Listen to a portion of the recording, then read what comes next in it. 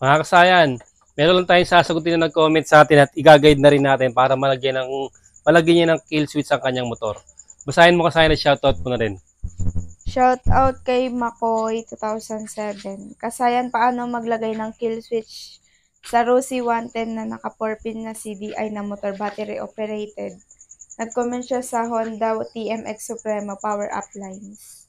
Ito siya kasayan ha. Ganito yung mga ginagamit sa ating kill switch ha. On-off switch. Pero kasayan mas maganda kung ganito ang gagamitin. Ano? Yung matibay. Ito. Yung mga toggle switch. Ito, matitibay ito kasi bakal na siya. Ano? Tapos syempre mas maganda kung nakatago siya. Nakalagay sa upuan. Hindi katulad ng mga kill switch natin na nandito lang. Alam na kagad nila. Pagka may ganyan. Pagka hindi umandar, pipitikin lang yan. Andar na siya. Ito siya kasi ganito yung paglalagay ng sa battery operated na motor. Ito yung stock CDI. Yan ha. May black white. Ibig sabihin, ito yung kill switch. Tapos dito, yung 5-pin, yung gitna, yan ang kill switch. Tapos, itong sinasabi mo na 4-pin CDI, ito walang kill switch. O, dito lang siya kasi mali lang din yan. Dito. Bubuksan lang natin ito kasi nakatulad dito. Yan kasi nabuksan na natin. Bali kasi ito yun ha. Kahit anong on-off switch ha. O, ito. Kasi ito, hindi naman ito gumagana kapag ganahin natin. Kasi nagpalit na ito ng 4-pin CDI. Tamang-tama sa nag-comment sa atin. Ayan siya kasi no. Ito siya. Oh. Dating 6-pin CDI. Tapos pinalitan niya ng 4-pin CDI. Ngayon, ito yung wiring niya. Ito kasi no. Tingnan niyo sa may taas. Green at saka anong kulay ito? Tingnan mo kung anong kulay yan. Yellow, black. Ito? Ay, yellow, black, white. Black, white. Ito, solid green. Dito siya kasayan pupunta. Diretsuin natin yan. Ito siya kasayan. No? Ito siya. Tapos, green. Ito. Ayan siya, wa. Ibig sabihin, ito yung dalawang wire niya. Kasayan yung dalawang wire, ha. Ito, tingnan nyo, ha. Ito yung dalawang wire. Alisin natin to. Kasi ito, wala nang kill switch. Kasi nga, iba na yung iba na yung kanyang iba na yung CDI. Siya ba? Puli na natin yan. Para ito, wala na rin itong connection eh. Puli natin para mapakinabangan yung suksukan. Ito siya ba? Ito yung isang wire at ito yung isang wire. Dalawang wire. Ito ha, tingnan nyo ha. Tingnan nyo mabuti. Black, white, tsaka isang green. Itong green, nakalagay na siya. Ayan ha. Itong green na to, nakalagay na to sa green. Ibig sabihin, meron na siyang ground. Ito lang isa. Dahil ito, wala na tong connection, dahil wala nang iba na yung CDI. Dito natin siya ilalagay sa kanyang pulser. Ito siya kasayan ha. Ito, iba na yung color coding niya. Kaya mas maganda nakabisado nyo rin yung pwesto 1. Ito yung pulser ground, ignition coil, tsaka yung 12 volts. Ito yung 12 volts ha, ilalagay natin sa pulser, sa taas. Kulay ng pulser ng ito yung model natin ha. Model natin to pero kahit anong motor to.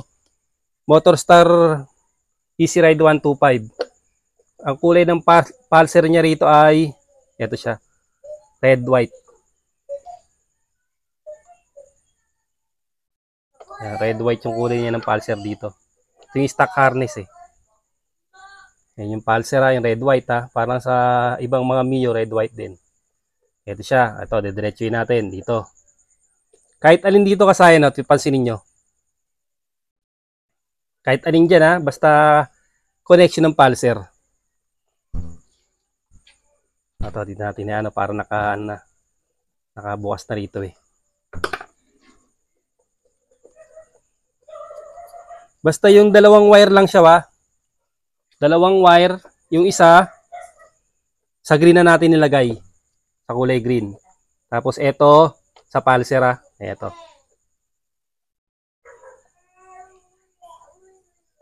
Dalawang wire, isang wire sa green, tapos yung isa naman sa pulser. Basta pag tinignan nyo yung CDI nyo, ganito yung formahan ha. Ito. Yung pinakakuntil ha. Dito, ito yung pulser ground. Tapos, ignition coil, 12 volts. Ayan siya. Tapos testing na natin.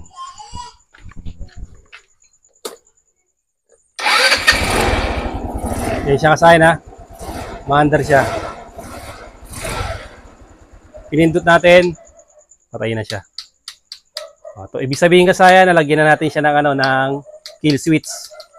Kasi nga, wala nang connection yung black white, nilagay natin sa pulser. Ngayon kasaya, pag dito tayo naglagay, masyado na nilang alam yung ganito, hindi na rin safe kung dito yung pulser ano. Pag nakaganyan, mag-start sila, hindi siya andar. Pagka nakaganyan, na-andar siya. Pag pinatay, wala na. Ito siya kasayan. Ito pa yung ito yung version 2. Pinakamaganda. Dito tayo pupunta yung kasayan sa upuan. Sa upuan ha. Sa sa tawag dito sa Eastride 125. Ito siya. Depende ko sa nakapesto yung nyo ha. Nakapesto yung inyong battery at saka yung inyong stator para magkalapit. Ganito naman yung gagawin nyo kasayan ha. Ito siya ba? Ito, kahit 3-way switch pwede ha. Pag gusto nyo kahit alin sa dalawa, pagsamahin yung dalawa. Ito, pagsamahin nyo to. Para kahit alin sa kaliwat kanan, meron siyang meron siyang kill switch. Kahit saan nyo siya ilagay, naka kill switch. Kung gusto naman isa lang, alisin nyo yung isa lang gamitin. Ito, katulad nito ha. Ilalagay natin sa ground. Pwedeng body ground, pwedeng sa harness, pwedeng sa battery. Kasi dito na sa loob para mas safety. Ito siya ha. Yung yung gilid yung gagamitin natin ha.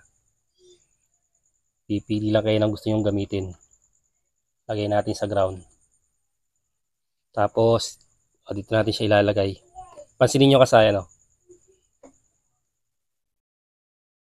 Ang kulay naman ng pulser niya rito, interchangeable na. Ito, kadalasan ng kulay ng pulser ha.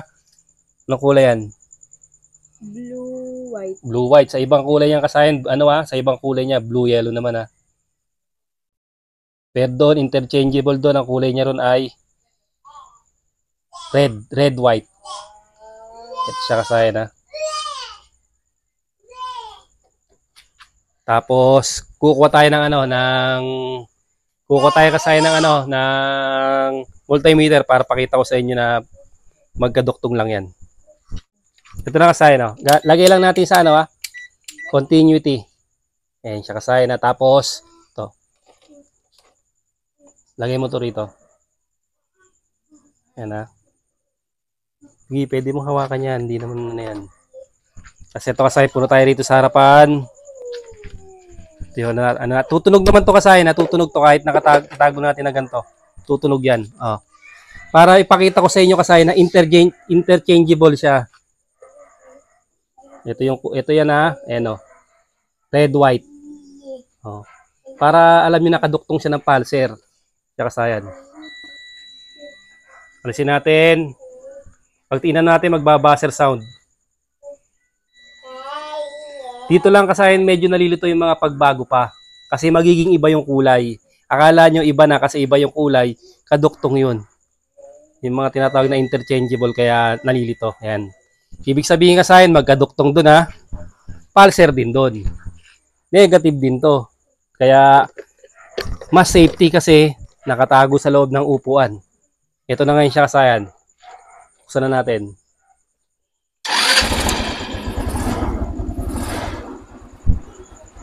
Sa kasayan Tapos patayin natin.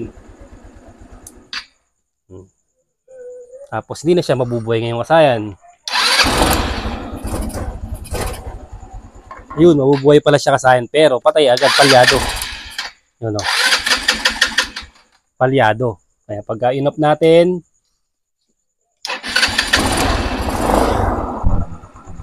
ayan na siya ngayong kasayan. Bale, dito ang safe ha.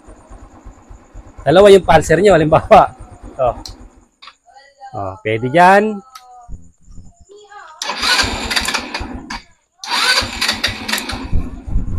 At pwede rin dito. Pero pag sa kabila ka sayang, wala ah. Oh, wala. 3-way switch to sa kabila dito sa gilid. Pero pinagsama natin dalawang wire, para siya magkakaroon. Kasi pwede naman pagsamahin yan Para kahit saan sa dalawa, meron siya. Ayan siya kasaya na. Dito tayo sa pinaka safe. Bawa naman mga Rusi Macho 175. Doon din yung lagay sa may stator nyo kukunin. Kung saan yung mas tago, doon yung sa ilalagay. Ito, pwede rin to kasi battery operated CDI din yan. Doon din ilalagay sa pulser. Pag maglalagay ng kill switch yan kasaya na. Ito, matibay to. Tutusok nyo lang sa upuan para di ganun lang siya. Kasi bakal na siya. Pagka pang kill switch, huwag kayong gagamit ng ganito na manipis. Mas maganda pang gamitin yung stock nito. Kasi yung stock nito, makapal yung niya. Kasi makapal yung stock wire. Kaysa yung ganito, pupulbusin niya. Yan. Kung nasa labas lang naman yung yung pinaglagyan nyo, okay lang kasi matatanggal nyo siya agad. O, ganun lang kasayan. Sana yung nakatulong to kay Makoy sa nag-comment sa atin. Hanggang dito lang mga kasayan. Salamat sa panunod.